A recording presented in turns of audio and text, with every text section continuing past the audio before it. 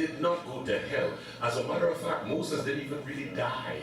The Bible said when Jesus showed up, Moses and Elijah showed up with Jesus.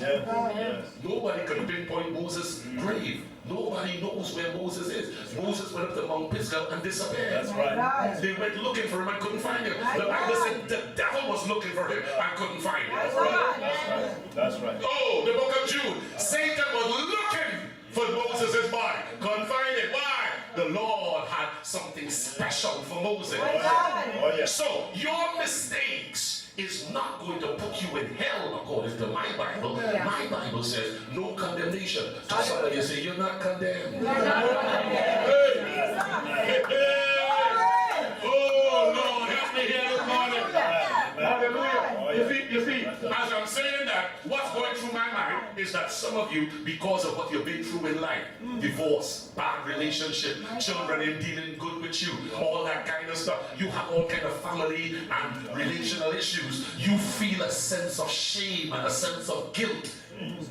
Amen. Over your life. Amen. Oh Lord, help me, Jesus. Amen. Some of you all are feeling guilty because your children home growing up and you are here in America. So you are feeling guilty because you are not there or not able to provide for them properly.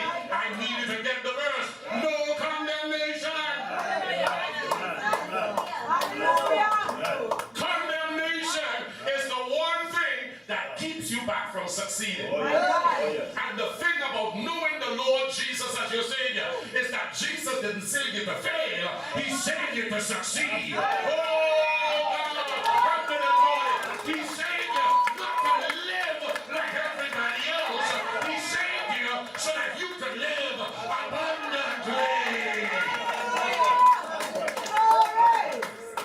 Touch your neighbor and say, and we know. And we know. Oh, Lord. Hallelujah. Let's go. Hallelujah.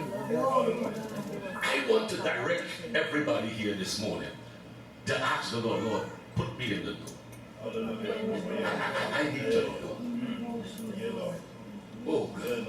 I need to know that my job is getting ready to lay me off. 6 months before, they know that they're going to lay me off. Oh, God, help me. I need to know that I'm going to get my green card a year, 2 years before I even get that green card. I need to know when I see a Negro, that is the Negro that's going to marry me. I need to know. Y'all are with me here. I need to know. Oh, glory be to God, Lord.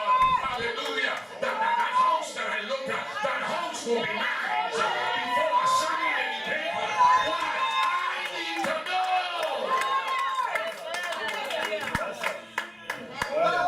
That's right. I need to know when I look at a problem to see in that problem the potential for victory and not a problem. To see it as an opportunity in disguise and flip it around in my favor. I don't want to be up in here tonight. Hallelujah. What's your name? Say, I'm Reno.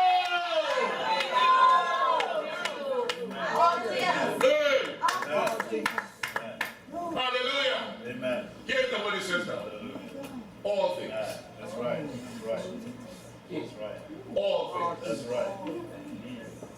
All things. Oh, yeah. That's right. Not all good things. All things. That's right. Everything that transpires in your life and mine work together for good. Why? Because you love God. Oh, hallelujah. Glory be to God. Hallelujah. So you are telling me even when something that seems to be bad happens to me, it's going to turn around. Yeah. In the end, it's going to work out for your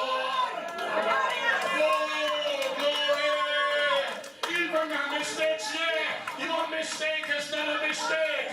It is just a correction in the path that you're going to take. But it's going to work out.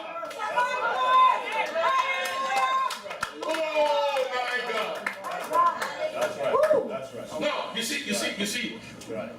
This idea of knowing is not so much for when things are going good. That's right.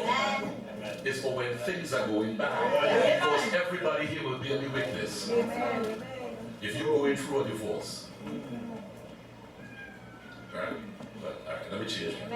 Because it's only rich people that go through divorce. Poor people that Jesus. But come on, if you only got to separate, then ain't nothing to go through. There ain't nothing to separate, there ain't nothing to go through. You broke, he broke, you all going your separate way. Nothing from nothing, leave nothing. Right? The rich people go through different. But even if you are going through something, the thing about going through issues is that issues leaves you uncertain. Yes. When your life begins to unravel, you become uncertain. You're not sure, will I make it? No, I don't have anybody to help me pay my bills the way I used to. My children are in the prime of their life and they're going to need that extra money that I used to have. We all look at it. Hallelujah. I lost my job and now there is no income and I have nobody with me. What am I going to do? You see, you are living now in uncertainty because issues have shown up in your life. Or you got sick and you find yourself in the hospital and you're sick, right?